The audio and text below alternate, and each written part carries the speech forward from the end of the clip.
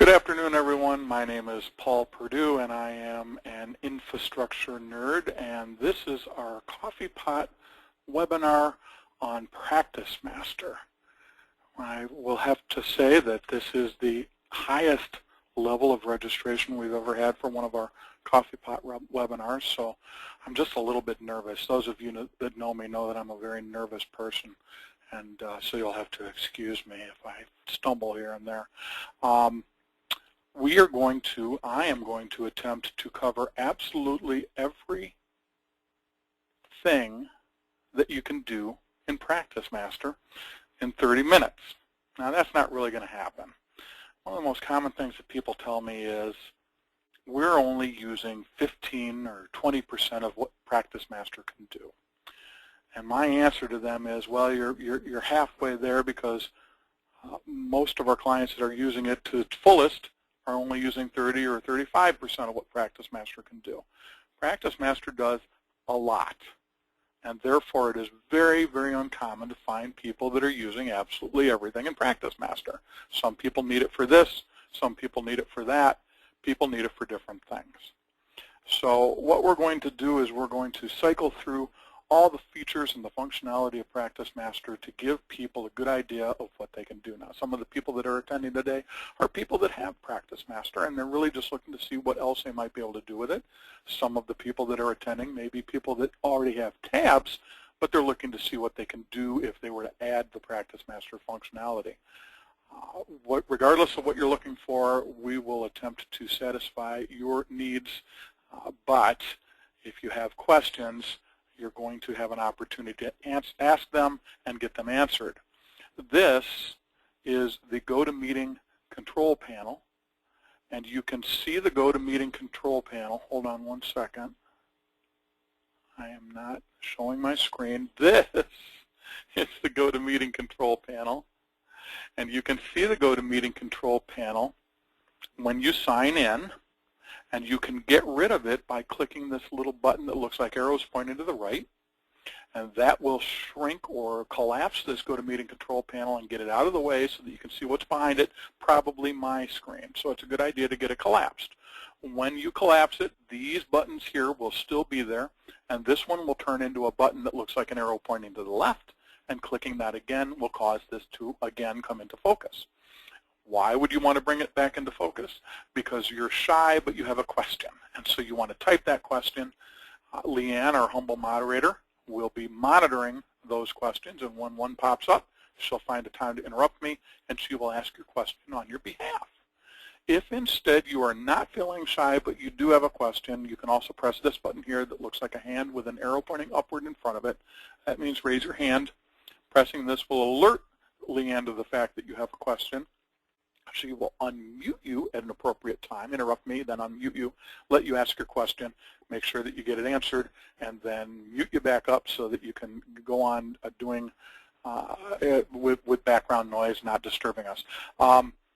If you are asking your question live, or if you are asking your question by typing, by all means, keep asking until you get the answer. In other words, as you are getting your answer, keep typing follow-up questions, because Leanne will be monitoring that and will be able to ask those follow-up questions immediately as I'm answering your question. So without any further ado, I'm going to get rid of this, and we're going to look at PracticeMaster. This is what you see when you come into PracticeMaster, a little bit of introduction to PracticeMaster itself. PracticeMaster takes a lot of things that you are used to doing right now with other programs, things like keeping track of notes, coordinating emails, keeping track of calendars, keeping track of important details relating to matters, keeping track of documents, and puts them in a single location, one that's tied to tabs if you have the Tabs3 billing system, so that the matters that you set up there are automatically here, or vice versa. The matters that you set up here would automatically be in tabs. But it makes those things matter-centric. You have an email program now. It's probably Outlook. And so you can go into that email program and look for the emails that you sent relating to Mr. Larson's personal injury case. But in order to do that, you have to kind of sort through hundreds, if not thousands of emails, looking for the ones that relate to that particular matter. PracticeMaster gives you a place where you can go, find the matter that you're looking for, and then click on a tab to see the emails that relate only to that matter, or to see the notes that relate only to that matter, or the fee entries that may be waiting to be billed, or the people over here. These are people. You would have these people somewhere in a contact system if you didn't have PracticeMaster, but these are only the people that are tied to this particular matter from Michael Larson. These emails, of course, all came from your Outlook, but when you take them from Outlook and put them into PracticeMaster, they become matter-centric, and therefore these are only the emails that are tied to this particular matter from Michael Larson. This information here is specific to Michael Larson's case. This information, these notes, everything here is matter-centric.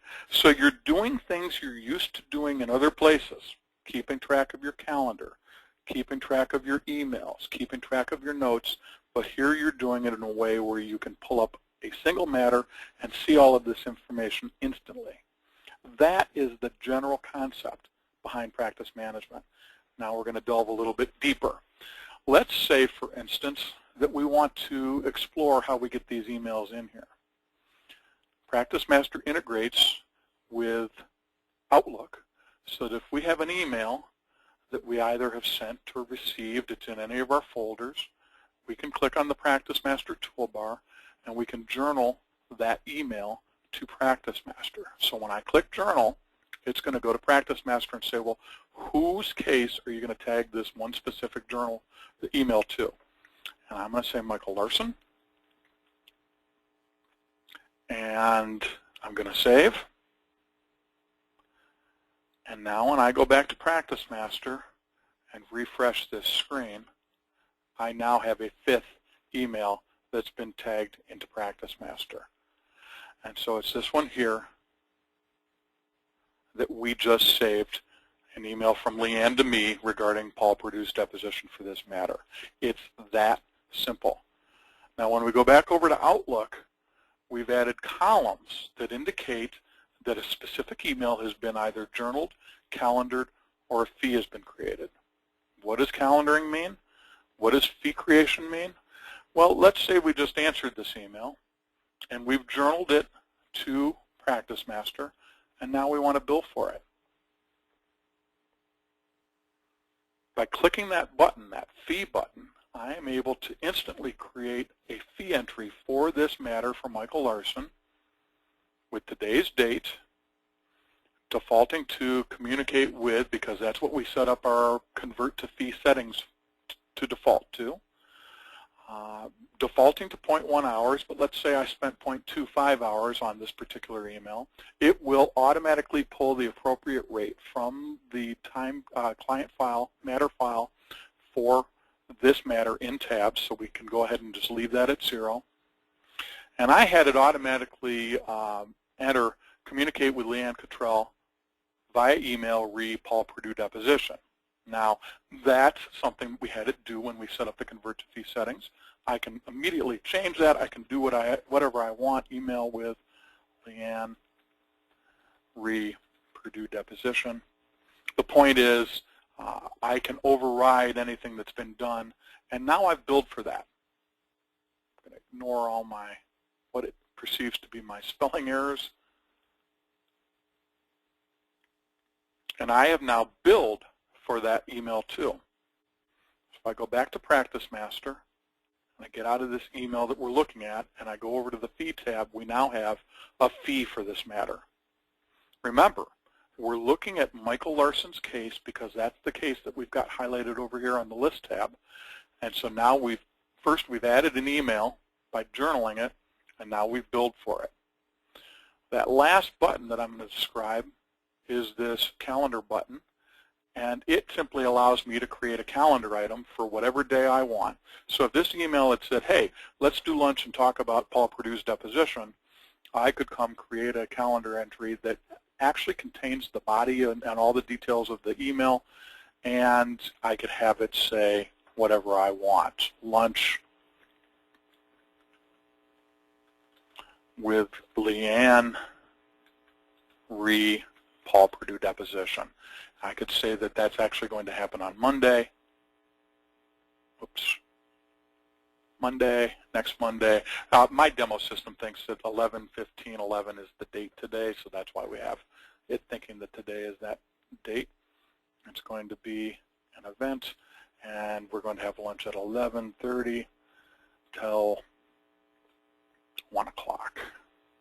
It's automatically tied to this matter, and now when we save it and go ahead and just cancel the spell check, we now have created a calendar item too. The point is we can journal or calendar or bill for any email. We can see instantly within our Outlook whether or not we've journaled, calendared, or created a fee entry for an email.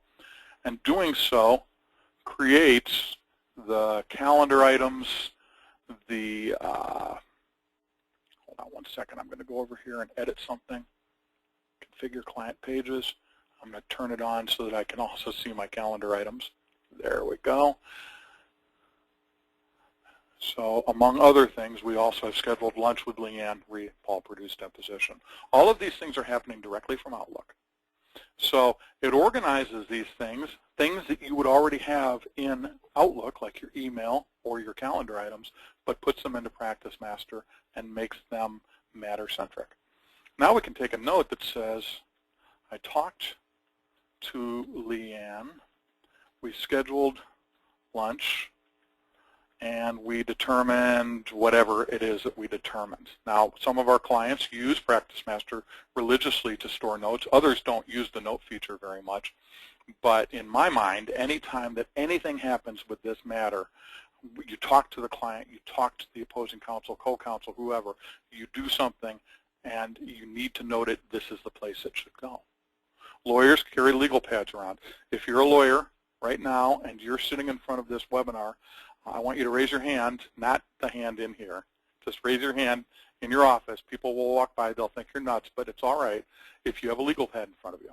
You do, because lawyers take notes. Lawyers take notes about absolutely everything that they do. This is the place for those notes to either be taken directly or to end up. Again, it's matter-centric. Another thing that you'll be able to see here in PracticeMaster on a matter-centric basis is people. Who's tied to the matter? What role do they play?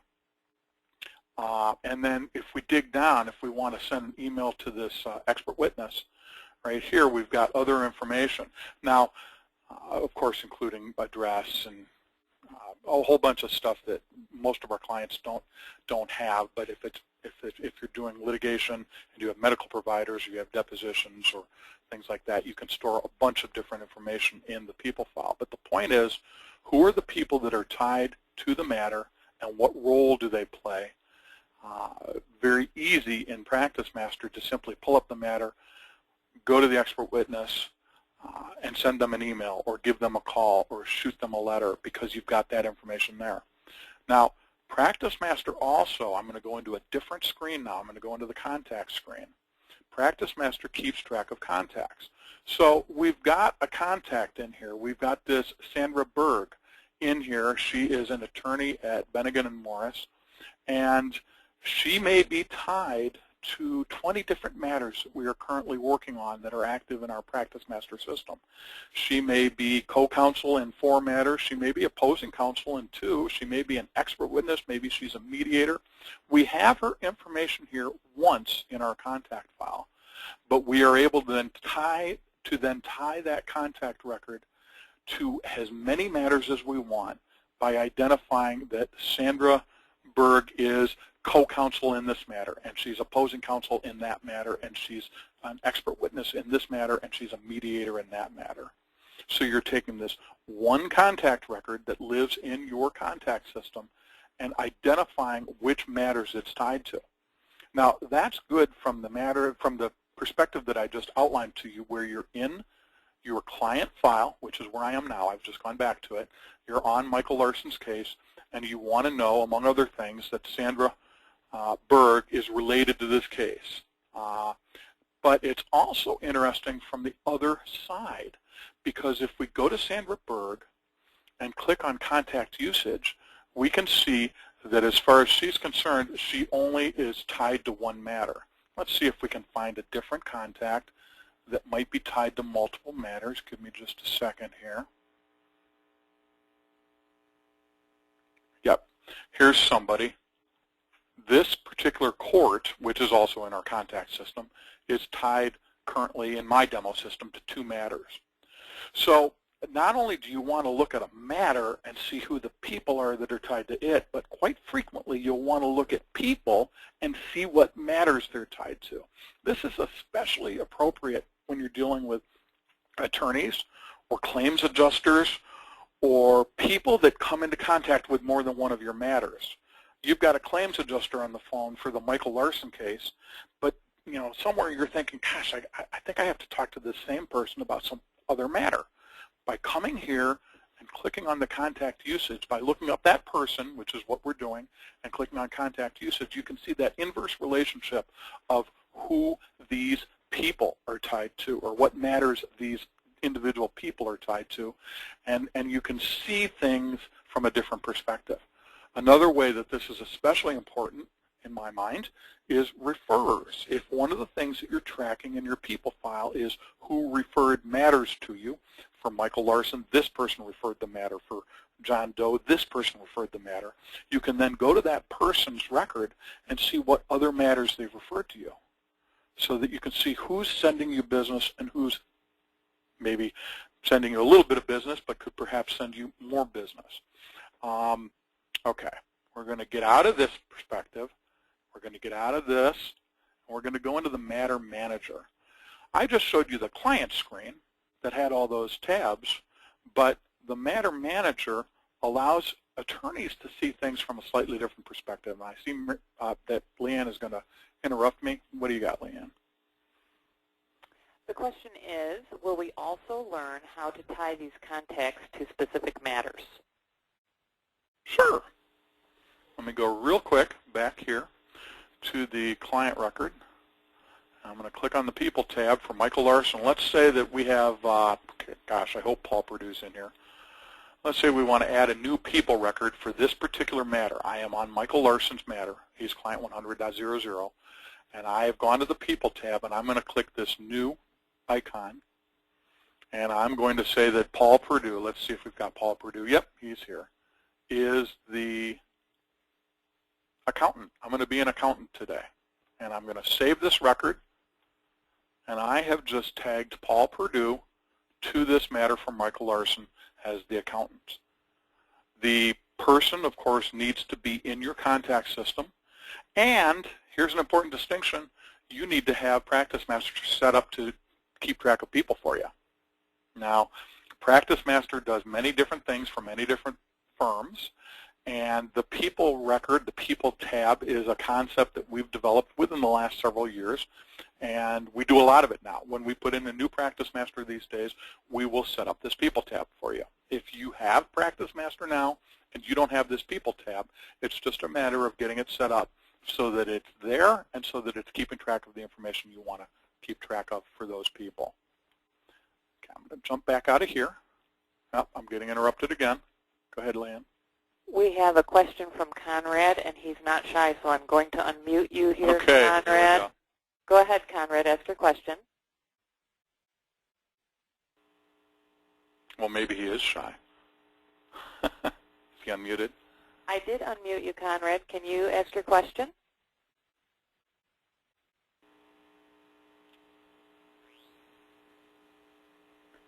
Okay. Maybe Conrad is muted on his end of the line. Yeah.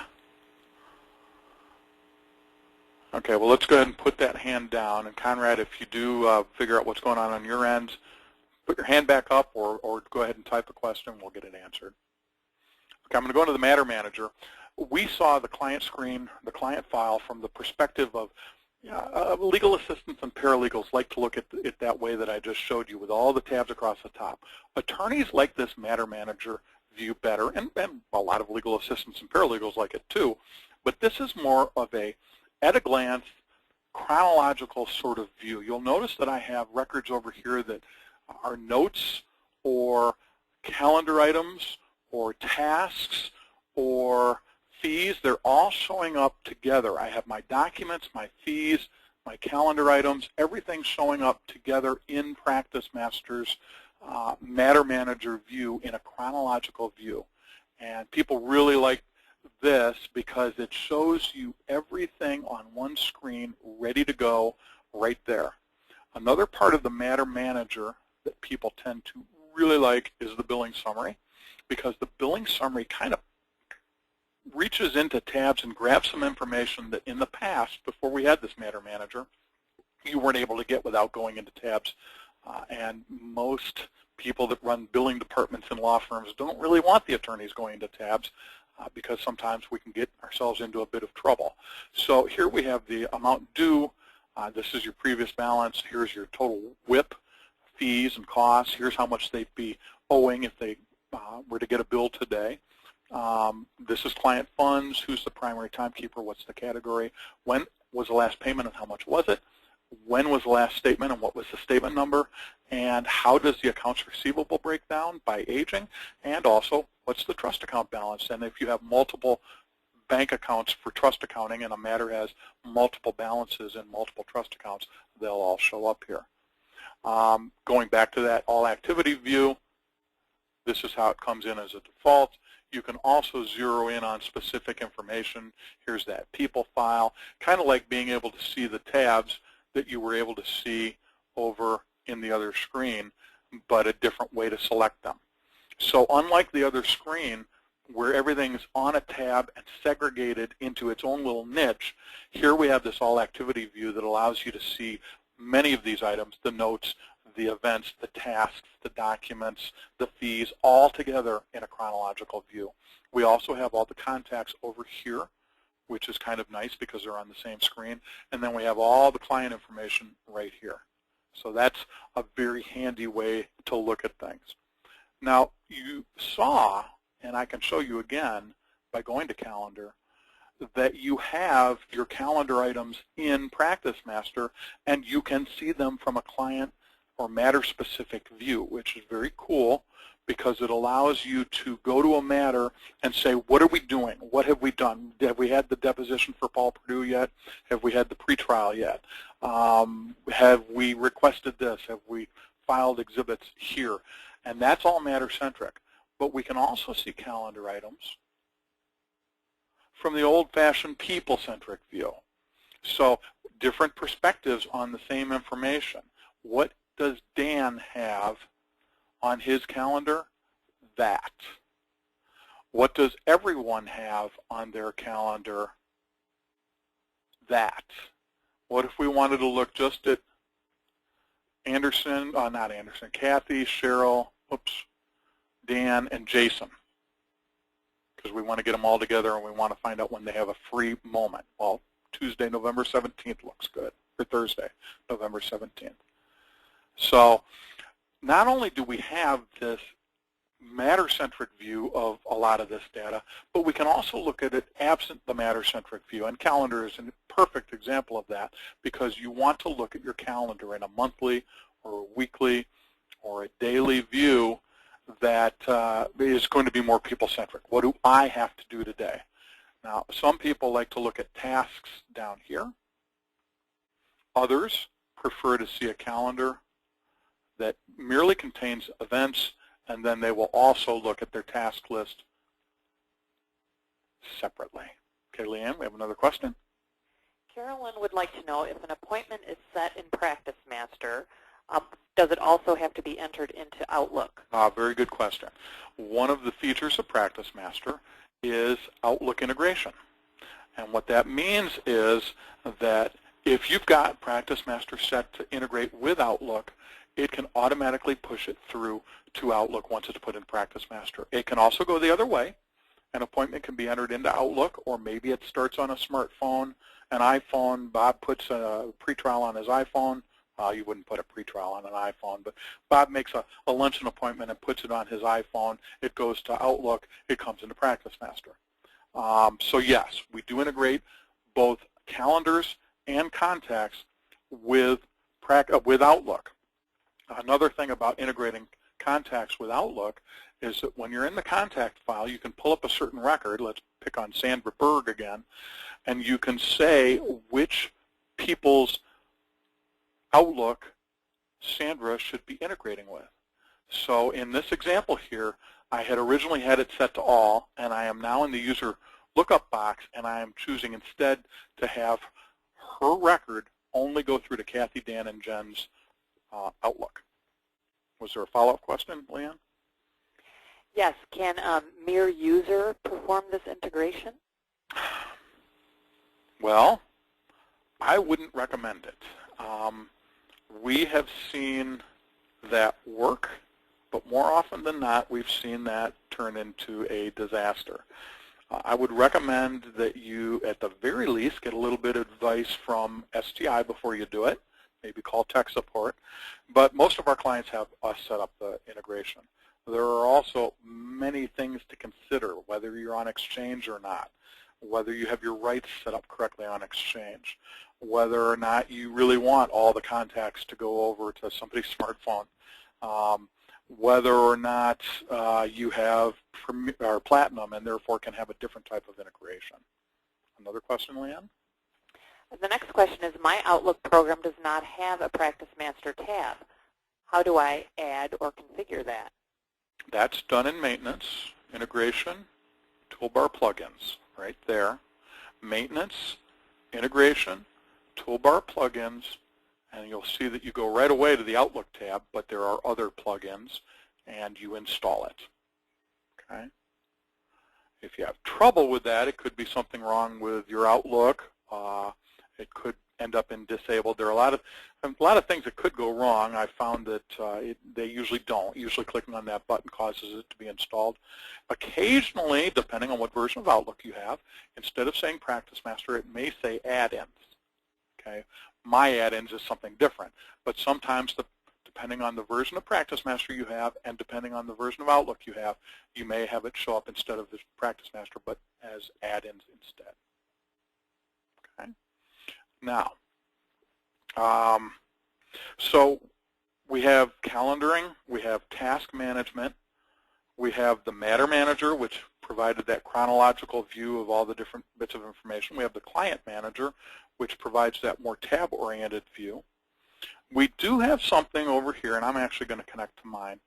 The Platinum version of PracticeMaster does include something called Tabs3 Connect. And I'm going to load up Google if it's going to cooperate with me. Here we go. And I've managed to load two because I was impatient. So we'll close this one, and we'll go to this one. And I'm going to go to www.tabs3connect.com, and I'm going to sign in as Paul Purdue, and I'm going to authenticate myself. This is a cloud-based bit of access to your PracticeMaster data. You have the Matter Manager, which we saw. You have a calendaring, which can look exactly like what we just saw. And then you also have clients, contacts, the ability to enter fees, and the ability to enter costs. Now, I'm not going to go into a lot of detail on Tabs3 Connect. It runs on an iPad, an iPhone. It runs in a regular browser, which is what we're doing here. You do not have to be in your office for this to run. This is a Platinum feature for firms that have Tabs3 and PracticeMaster. And we do have another webinar on our website that goes into great detail. It's a recorded version of the webinar on Tabs3 Connect. So if you're interested in seeing more about that, I'd direct you there, but that is another feature of PracticeMaster. Another thing that we can do is we can manage documents, and I'm not going to save this record. Oops, I'm in a contact record. I'm going to go over instead to a client record. I'm going to get out of all these different screens I've got here, and I'm going to go back to the client file, and I'm going to pull up Michael Larson, which he is pulled up, and I am going to look at the document tab, which I don't currently have set to display, so I'm going to real quickly turn that on. There we go. And we are going to, Leanne's raising her hand very patiently, so I want whoever she's raising this hand for to know that I will get to that question in just a second. We also have the ability to track documents by matter. And so if I go into Microsoft Word and go to save a document, I'm just going to type the word test, and then I'm going to click on the PracticeMaster ribbon or the PracticeMaster toolbar within Word, and I'm going to save that document, and you'll see that it's just like saving an email. This must be the first time that I've come into Word this morning, so it's going to take its time, wouldn't you know that. I'm going to type test, I'm going to go over to PracticeMaster, and I'm going to do a PM save. It'll prompt me to save it, and I'm just going to save it right here, and I'm going to call it test. But you would save it wherever you'd put it. Normally you'll put it in your F drive under that client, under that matter. And then it says, okay, who does it belong to? And I'm going to say Michael Larson. And then I can put in some information like what's the description. It's a letter to Leanne. And it knows where it is. And we can modify this form so that you can store information that's specific to the way you want to do this. And I have now tagged that document to this matter. So if I go into PracticeMaster, which I guess is where I was, and I click on the Document Management tab, here I have this letter to Leanne. And I'm going to go ahead and close up Word because I want you to see that it can go back to that document. And I'm going to just click here. And it's going to load up Word again, and it's going to take us to that document. Now, while it's doing that, did I click that? There we go. Leanne, what was the question you were going to ask? I have two questions now. The first one, David wants to know, when you save emails to a PracticeMaster matter, does it also save all attachments so they are available in PracticeMaster the same way World Docs saves the email with all the attachments intact? It does. Let me show you that. First, I want to show you that, yes, we got right back to that document, so I'm going to go ahead and close up Word. I'm going to take us back into PracticeMaster. I'm going to look for an email that might have an attachment.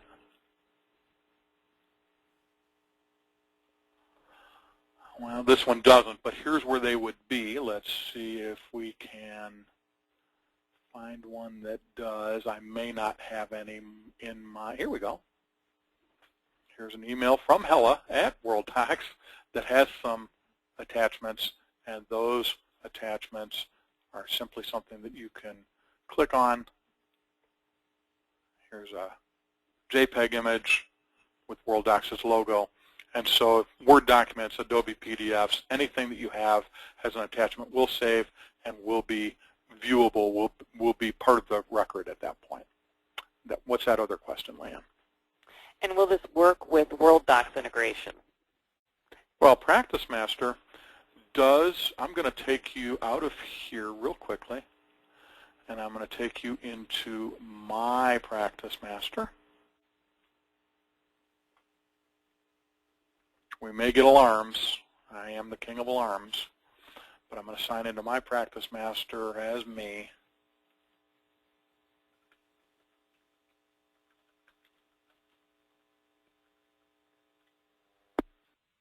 And I am going to pull up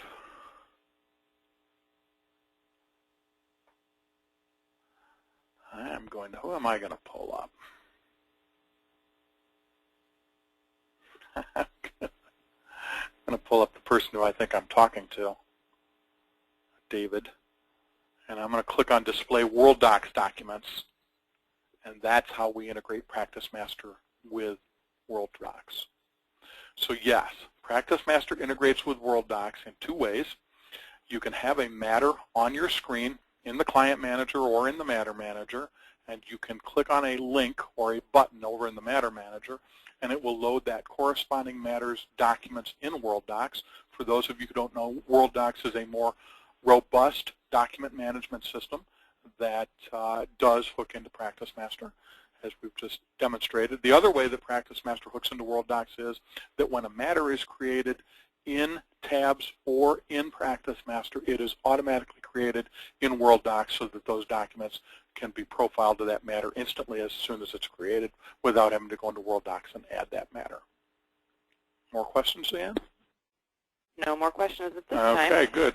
I'm going to go ahead and get out of my PracticeMaster, and I am going to go back into that other PracticeMaster. Now, I'm actually going to slip over here real quick and show you something. I'm going to skip to the piece de resistance, and so I'm actually going into a separate system that's got a document coded in it. I'm going to assemble a document. We have in this particular system a case for Paul Purdue, okay? And I'm going to do Word document assembly for this Paul Purdue matter, and I'm going to sneak in here and I'm going to do an answer, an appearance for this matter. Now, what this means is we have taken an appearance and coded that document as a master form that we can then use over and over and over again. By coding it, I mean we've identified this is where you put the caption, this is where you put the plaintiff and defendant, this is where we want the certificate of service, so we need to pull these names that have been identified as belonging on the cert into that. This is where we put the defendant's name and the plaintiff's name in the body of the caption. You'll see what I mean. I'm going to go ahead and open this for document assembly, and it's going to ask, do I want to show the assembly? Sure. That's why I'm here, I suppose. And it's going to flash for a couple seconds, and it's doing a lot of figuring up at the top to decide how it wants to format this document. It's pulling in some variables. It's looking at how many plaintiffs and how many defendants we have, so it knows where to put the commas and the ands and things like that. It's doing a lot of preliminary work, and now it's going to start to assemble the actual document. At this point, it's going to stop and say, is the party classification initiating, responding, or intervening? And I'm going to say responding. And it's going to start to do some more of the document itself. And then it's going to stop and ask a couple more questions. And when it does, I'm not going to explain every question. Are there other party members? No. Will you accept service by fax? And then a couple more questions that I'm going to answer no. And I think that's all the questions it's going to ask. We're going to find out. And when it's done, I will have on my screen in Microsoft Word a complete appearance for this particular matter. It's doing the cert now. It's pulling these records from the people file, that tab that we showed that identified the people that are associated with this matter. But it's only pulling the people that have been identified as belonging on the cert of service. And the final thing it's going to do is it's going to kind of readjust this caption up top so that as we move in, we've got our parentheses all lined up. This is a very complex caption, so it's not just plaintiffs and defendants, but we've got counter and third party, and then we've got the actual pleading. Here are the attorneys. Here's the cert. And that's it. Now, document assembly can be a lot of different things. We have clients that are assembling letters, medical records requests. We have clients that are doing all their pleadings through PracticeMaster.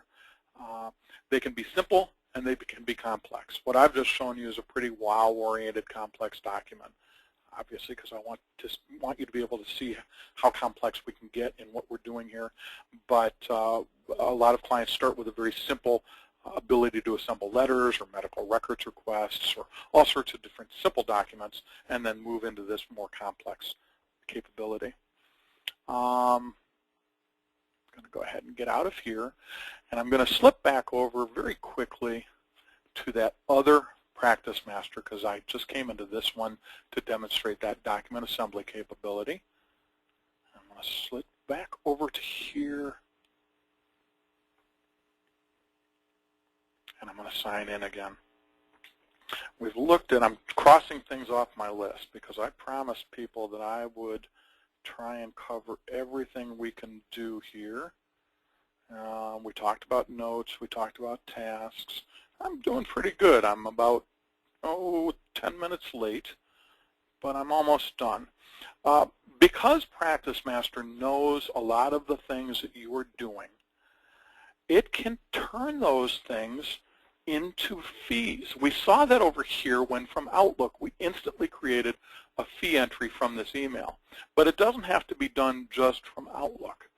We can go into PracticeMaster and we can pull up this matter from Michael Larson, and we can go over to this note that we just took, talk to Leanne, schedule lunch, we determined yada yada yada, and we can convert that to a fee right there on the fly. Bam. I have now am in the middle of creating a fee entry, and it's defaulting to the 0.1 hours, but I can say it was 0.2. It defaults to this. I could just make it say TC with, and there we go. Leanne, there we go. And I'm creating a fee entry instantly. I'm going to go ahead and save this. I'm going to cancel out a spell check. And we now see that this status is P for processed, and that means we've billed for this. This one, we have not. We may have billed for it, but certainly not by converting it to fee. So we can take a calendar item. We can be in our calendar, and we can highlight an entry,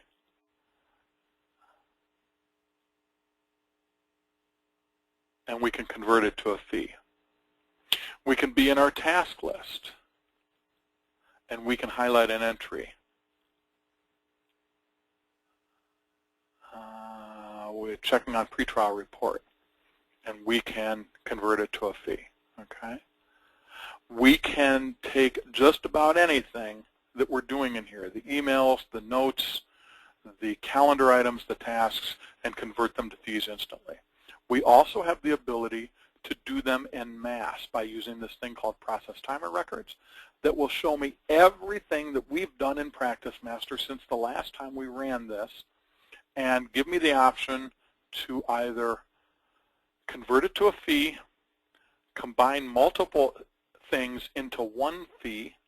We may have done 3 things, but we're going to just bill it as one entry, or to mark as hidden, meaning we are not going to convert this to a fee, so don't show it to me next time, but I'm not going to bill for it. So because of the direct relationship between PracticeMaster and Tabs, and because of the fact that PracticeMaster is keeping track of the things that you're doing, you're taking notes and putting them in there, you're doing emails and journaling them, you're putting calendar items in, you're attending depots, you're doing this, you're doing that, it can instantly turn that into time that instantly shows up on Tabs. Now, one last thing I want to talk about is workflow. We've talked a lot about how this integrates with that and how everything flows from one place to the next. Workflow is kind of an extension of that concept that says when you do this, you should do that. Now, I'm going to give you just one example and show you how it works, but then I'm going to also talk about a bunch of different things you can do. So let's say next Wednesday, day before Thanksgiving, remember my demo system thinks it is November 15th of 2011, we're going to take Paul Purdue's deposition, and it's only going to take an hour. He's a quick talker.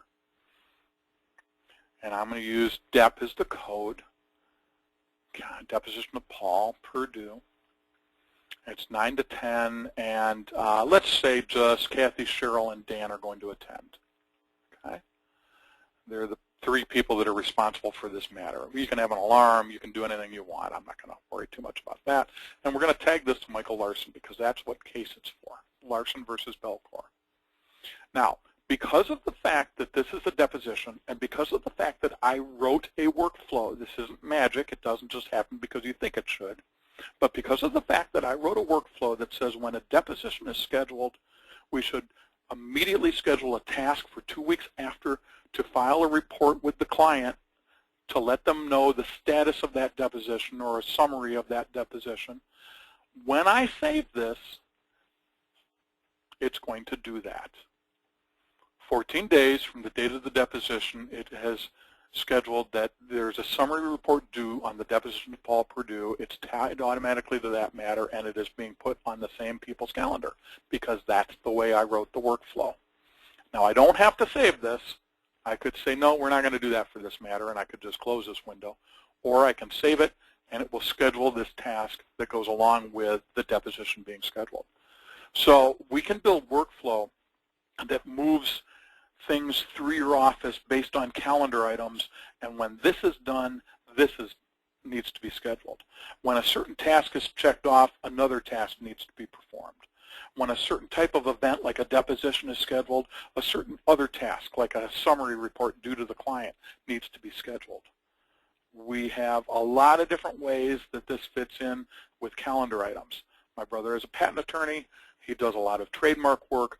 We've developed for him a trademark-based workflow system that from the minute that case comes in, everything that happens schedules the next step. Everything that happens schedules the next step. Now, workflows aren't just calendar related. They're great for moving things through the office, and hence they are called workflows. But you can set it up so that when a new matter is opened, it automatically sends an email to the primary attorney and says, this matter has been opened for you. Or that when a matter is marked inactive and a close date is specified, it automatically sends a letter to the client thanking them for choosing your law firm. Or when a certain type of matter is open, an auto negligence matter is open, a certain group of documents need to be assembled to request medicals from this organization, and this organization.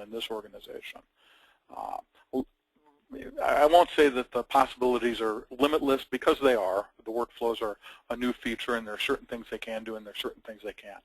But very, very sophisticated capability for moving matters through the different things that need to be performed based on something else happening. Any more questions, Leanne? There are no more questions, Paul. Okay, well, I am going to leave you with those things. Now, as a last caveat, I haven't shown you everything in PracticeMaster. There's really no way I could show everybody everything to do with PracticeMaster in 47 minutes, since we started this at 2 minutes after 11.